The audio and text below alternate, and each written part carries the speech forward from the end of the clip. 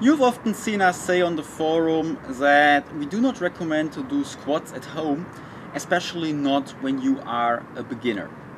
Now, some people think we say so because when you do squats with a barbell, that halfway into the movement you might find out that you can't let go of the barbell, or that when you do with dumbbells, that you might lose your balance.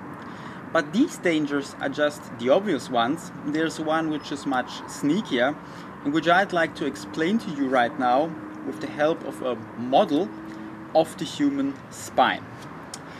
I don't know how much you remember from your biology classes, but basically the human spine consists of bones connected to each other, and these bones move along when you move your spine.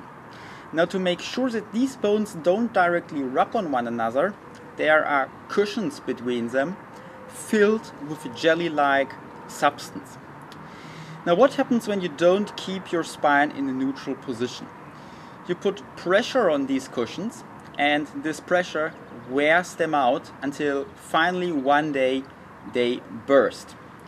What happens then is that the jelly inside the cushions will leak out, and the bad news about that is that along your spine run the nerves with which you control your limbs, and the leak jelly will put pressure on these nerves, and this pressure causes the nerves to malfunction, and this malfunctioning in return causes numbness, pain, a loss of strength, or if it's really bad, a total loss of control of the limb whose nerve is affected.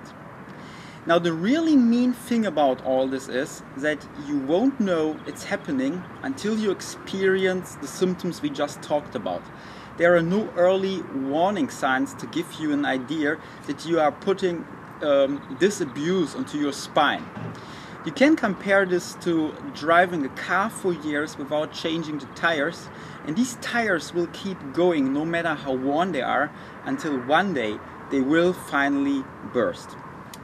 Now, for many people this happens just by having a bad posture for years and carrying around the weight of their bodies.